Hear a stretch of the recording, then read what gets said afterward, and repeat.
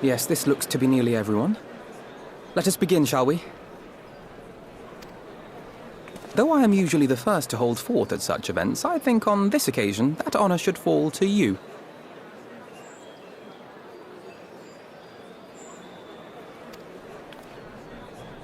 They would be more inclined to take the word of the Warrior of Darkness.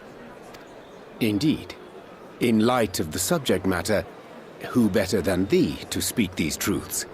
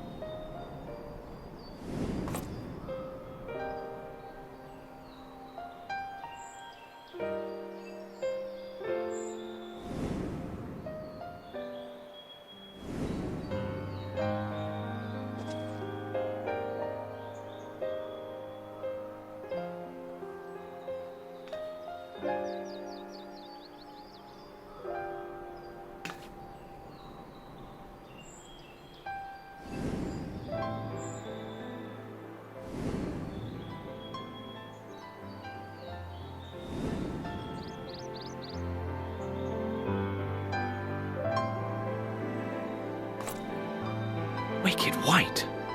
The Warriors of Light did all that? So they never... I mean, they only ever wanted to help. And when everything they'd done turned to ash, they still carried on. They gave everything to stop the flood. First their lives, then their souls. And they managed it too, in the end. They saved us. And we cursed their names.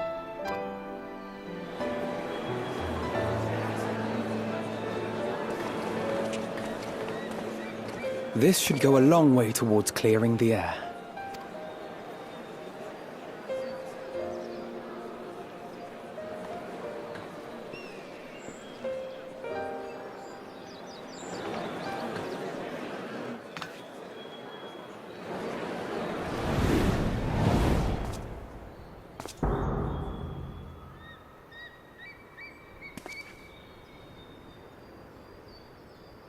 Impossible.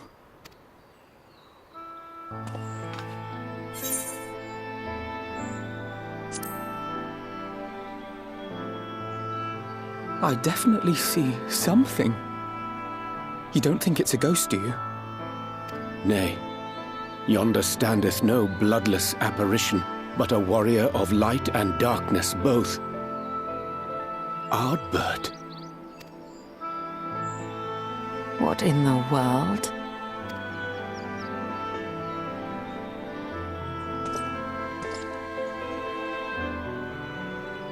It's you! The one who slew the Eater!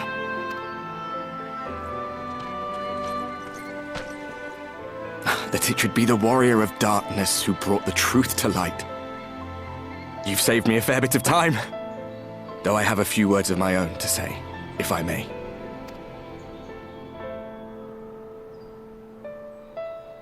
People of the Crystarium! I am Ardbert. One of those you know as a warrior of light. That's impossible. You should be dead. Aye, that I should.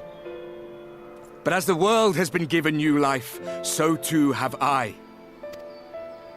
I know not why I, and I alone, have been gifted this chance. But I do know this. Only by the will of the star itself could such a miracle come to pass. The hero who stands before you now, the warrior of darkness, is not of this world. And the day will come when she must return to her home.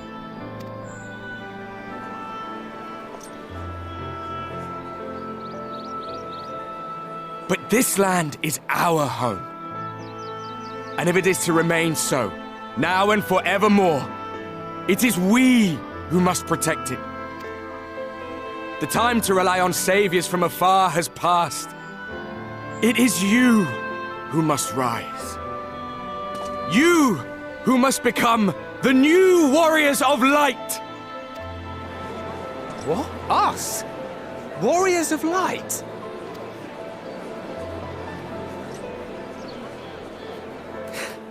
None of us were born heroes, my friend.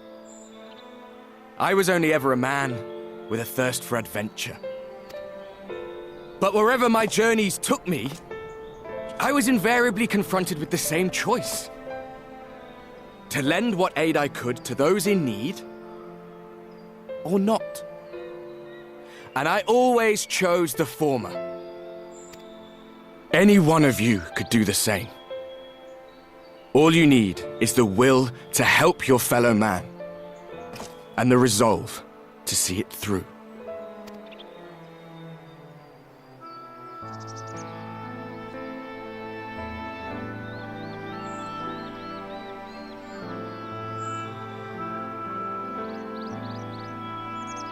From thine own lips did we learn of Ardbert's fate, and by thy countenance I gather thou art not inclined to recant thy testimony.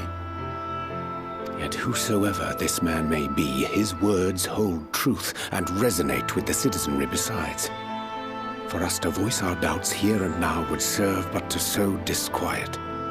'Twere better we retired under the ocular and there discuss this matter in private. Go. I will stay here and watch.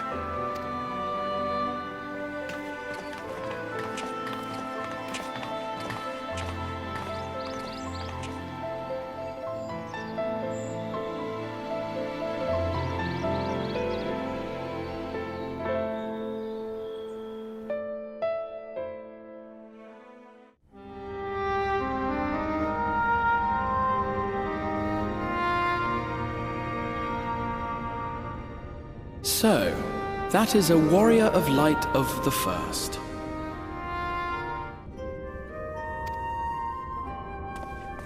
I've not had the pleasure of making his acquaintance, but as you all seem to be in agreement, I gather this is no simple case of mistaken identity. As far as I was able to discern, that was indeed Ardbert. It has been a long time, but not that long. Could he truly have been resurrected as he claims?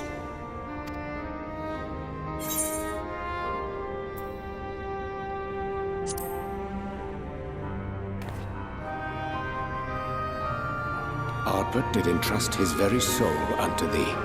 I see no reason to question thy judgment. Nor I. To my eyes, your ether burns as brightly as the day you slew Emmett Selk. That is proof that he is with you still. Yet that which standeth now before the people is far more than a passing imitation. I am reminded of the cardinal virtues, though a sin-eater he is not. Which leaveth but one plausible explanation. That he is an Ascian.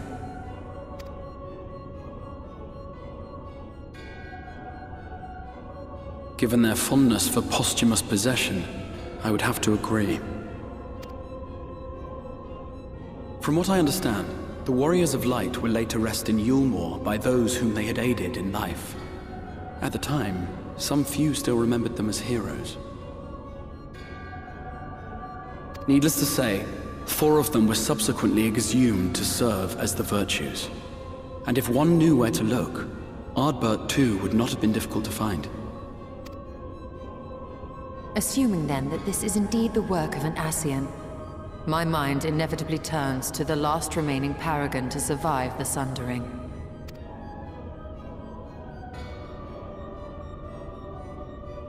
Elidibus.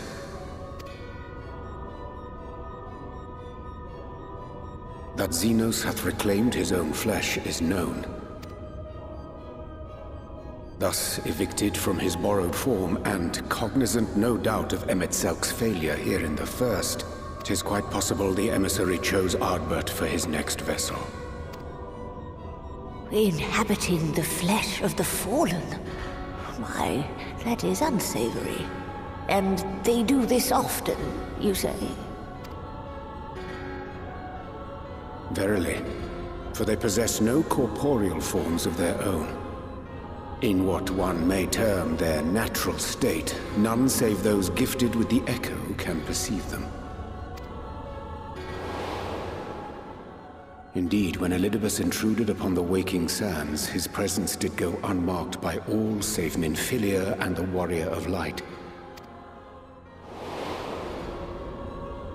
On that occasion, I myself remained ignorant of his coming until after his departure.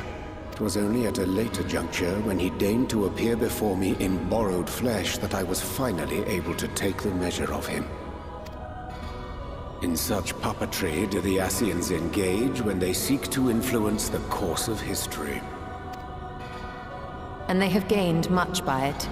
Emmett Selk single-handedly built the Garlean Empire in this manner, while the Hebrea came close to conquering Eorzea, having taken possession of Thancred's living body. Yet it must needs be noted that the Ascians cannot avail themselves of all mortal vessels. For were they able to do so, none would serve as a better pawn than our own redoubtable champion. Mayhap the blessing of light shieldeth Hydaelyn's chosen from Ascian influence. Or mayhap other forces are at work. We cannot say for certain. Whatever the reason, I hope it holds true. I dare not contemplate what might come to pass otherwise. Is it not peculiar, then, that Ardbert's mortal remains should be susceptible, given that he was once a warrior of light? Or did the final departure of his soul make it possible, perhaps? Regardless, to hear an Ascian use him to call forth new warriors of light boggles the mind.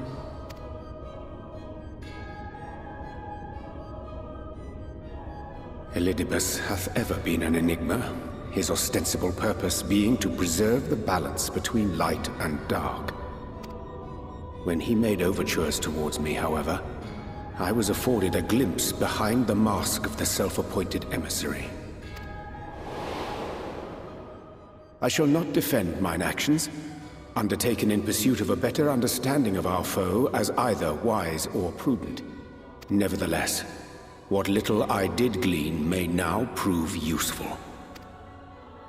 Elidibus possesseth a subtle mind, practiced in the art of manipulation. That he coaxed this star's most valiant heroes as far as the source with naught save half-truths is no trifling feat. And now I believe he doth employ his skills once more to some as yet unknown end. Though naught is certain, should my suspicions prove true, we shall have need of all our wits if we are to uncover and thereafter thwart his plot. Agreed. 'Tis plain that simply speaking out against him will not avail us. At best, it would only serve to confuse the people. And I would hesitate to do anything which might tarnish Ardbert's reputation once more, nor yours by association.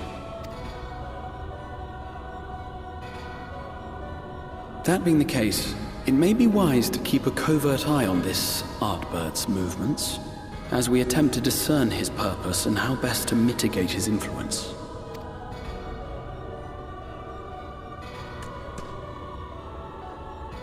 His performance appears to have concluded. What now? Go back out and follow him? 'Twould appear Master Alphino already hath pursuit in mind, and I suspect one pair of eyes shall better serve our cause than half a dozen. Let the rest of us maintain an inconspicuous distance, for the present at least.